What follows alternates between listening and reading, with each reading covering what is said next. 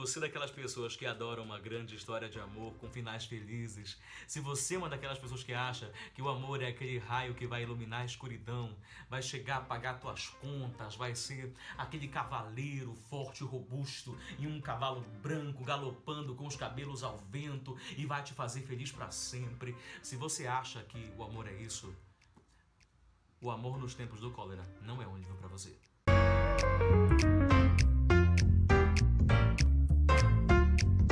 Meus queridos, eu acabei de ler essa semana O Amor nos Tempos do Cólera e eu tenho que dizer a vocês que esse livro foi um rebuliço. E isso é boa literatura. Cara, boa literatura não é aquela que vai te fazer um carinho no pescoço. Boa literatura não é aquela que vai te fazer, te embalar numa rede. Boa literatura é aquela que é um tijolo que cai na tua cabeça. Boa literatura é um tapa que você leva enquanto está fazendo uma leitura. E esse livro foi exatamente isso. O que inspirou o enredo principal do livro foi a história dos pais do Gabriel Garcia Marques, os pais do Gabo, aos íntimos. Eles se apaixonaram muito jovens ainda e o Gabriel Garcia, que era o pai do Gabriel Garcia Marques, se apaixonou por Luísa Marques, a sua mãe.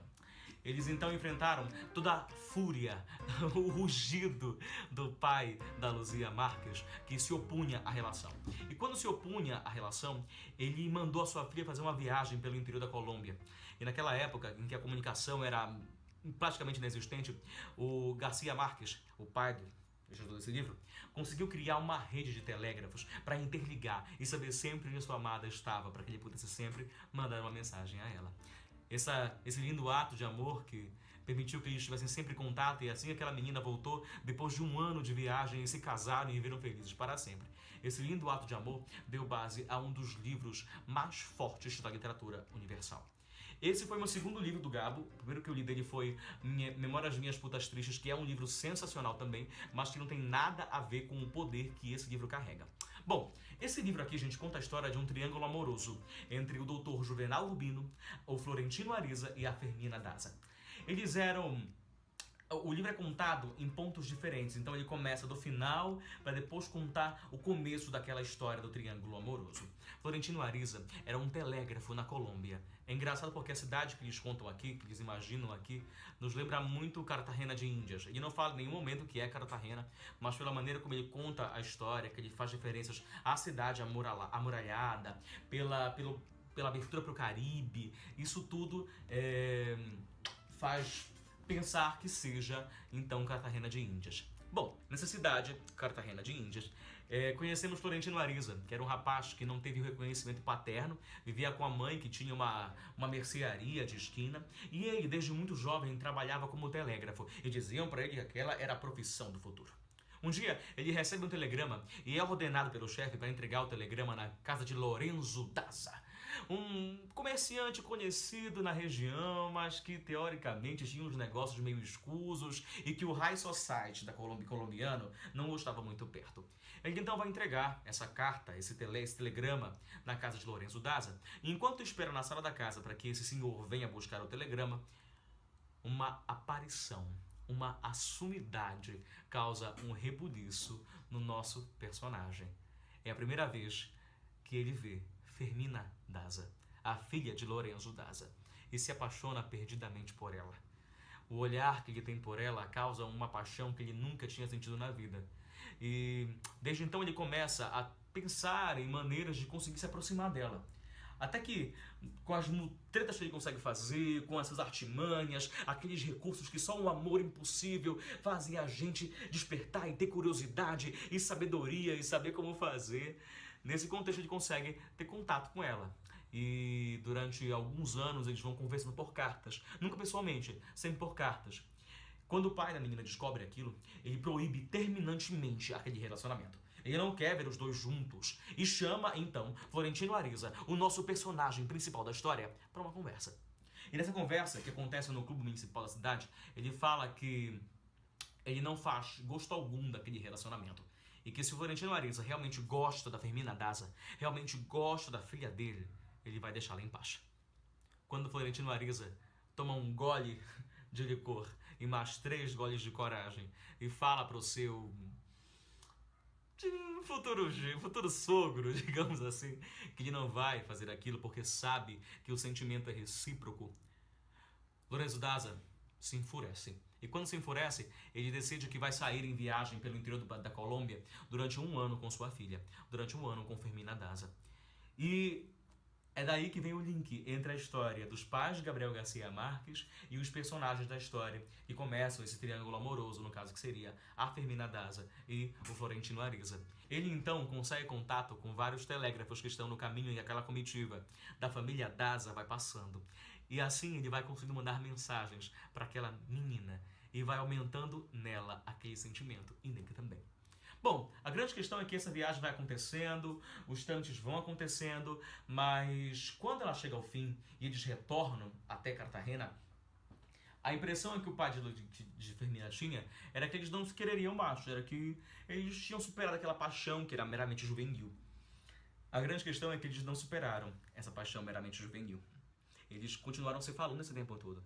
Então aquele sentimento só foi crescendo. Pra terem uma noção, Florentino Ariza era tão apaixonado por Fermina Daza que mandava cartas quilométricas. Uma das cartas tinha 70 páginas. 70 páginas. Gente, são cartas de amor. Para ele eram cartas de amor. A grande questão é que assim que Fermina volta para a cidade, ela começa a andar para matar as saudades pela feira, ela vê as pessoas, vai falando, e ao longe, aquele Florentino que ela deixou, que era um mero telégrafo de uma empresa, ele consegue um cargo numa companhia fluvial que era do irmão do pai dele, que nunca foi reconhecido, enfim. E quando ele consegue esse cargo, ele melhora de vida. E quando melhora de vida, acha que tem as suas capacidades, a capacidade de oferecer para aquela mulher do bom e do melhor, o que a estirpe dela pede. Só que aí acontece a primeira quebra do livro. Quando Florentino Ariza começa a seguir Fermina Daza, que está perdida pela feira, encantada com os temperos, com os cheiros, com as negociações entre feirantes, ele a chama num pezinho de parede. E quando ela olha para ele, toda aquela magia que foi alimentada, toda aquela magia que foi construída durante um ano inteiro de viagem, de cartas ininterruptas de amor, se esvai. Ele é renegado por ela.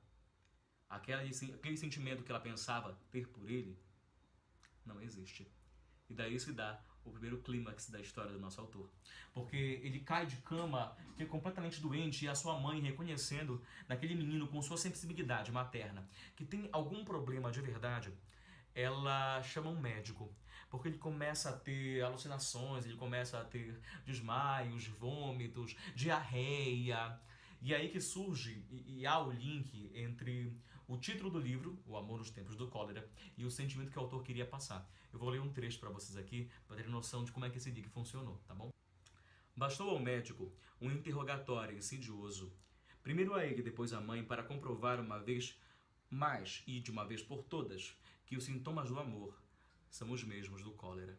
Quando então ele percebe que essa mãe percebe que o seu filho está completamente desolado com o fim daquele relacionamento, ela conversando com o tio dele, que é dono dessa empresa fluvial, que faz as linhas de barco, que sobem o Rio Madalena, de Cartagena até Bogotá, ela convence esse tio a dar um emprego a ele, por politicagens lá, de telégrafo em uma aldeia muito distante, para que ele fique distante de Fermina Daza e consiga superar aquele sentimento. E ele vai. E assim que entra no barco para ir até aquele lugar, ele vai pensando em Fermina, no sentimento que construíram, e não consegue acreditar que todo aquele amor, tudo aquilo que eles construíram em cartas durante um ano e tempos antes do pai descobrir, ainda por cartas e bilhetes, não fosse um sentimento verdadeiro. E aí, assim que chega ao seu destino, depois de uma semana de viagem, ele descobre que lá não é o lugar dele. Ele quer voltar. Ele quer voltar para ela. E assim que ele chega lá, ela tá noiva de outro. É isso mesmo. Florentina Daza foi convencida pelo pai a se casar com o Dr. Juvenal Urbino, que era um cara que a cortejava, um médico famosíssimo da região, que tinha acabado de chegar da França, terminado seus estudos lá na França, em Sorbonne. Era filho da aristocracia daquela região toda ali, então era um cara muito rico, e chegou para revolucionar o tratamento naquela época, no meio da crise de cólera que havia na Colômbia. E no meio dessa crise de cólera, o cara ganha muita credibilidade. A Fermina, durante um tempo, ela se recusa, ela não quer casar com ele, ela não vê sentido algum naquele casamento. Só que, por algum motivo que vocês vão ter que ler o livro para entender, ela acaba aceitando a proposta desse rapaz, a proposta do Juvenal Rubino, e se casa, então, com ele. E não havia um amor à primeira... Não foi um amor à primeira vista. Não havia um sentimento que causou um rebuliço nos dois e por isso eles queriam casar. Era um relacionamento de conveniência. Juvenal Rubino era encantado por Fermina Daza, ela se encantou por ele depois, mas o amor que eles construíram foi um amor de dia a dia. E eu não vou dar spoiler a vocês, mas, por exemplo, vou tentar, aliás, ao máximo não dar spoiler, mas quando Florentino Ariza volta da sua viagem e decide ficar naquela cidade esperando por Fermina Daza, o que ele não sabe é o tempo que vai ter que esperar. E assim que vê ela noiva e tá sempre acompanhando os grandes atos sociais, sabe? As grandes festas do high society daquela cidade, sempre com uma sombra, observando aquela felicidade dela. Ele não sabia quanto tempo teria que esperar, mas sabia que teria que esperar até o dia que o Dr. Juvenal Rubino morresse para ter alguma chance com ela, já que ela não se casaria, não seria amante, ela era muito cheia de integridade para ser amante dele, e nem ele queria aquilo. O rei não sabia que teria que esperar 50 anos, 4 meses e 4 dias para que isso acontecesse. Então, essa história aqui eu falei para mim mesmo, só um adendo, eu falei para mim mesmo, eu só vou marcar o que eu achar bonito. Aí depois eu falei, eu só vou marcar o que eu achar importante. Aí depois eu falei, eu só vou marcar o que causar em mim um rebuliço. Que livrão, gente. Enfim, depois disso, quando o Dr. Juvenal Rubino finalmente morre, a relação dos dois começa então a desabrochar. Eu não estou dando nenhum spoiler porque isso acontece logo no começo do livro. Como eu falei a vocês, esse livro vai do fim pro começo. Ele conta a história de trás para frente. Quando acontece isso, aquele cara tá lá ainda.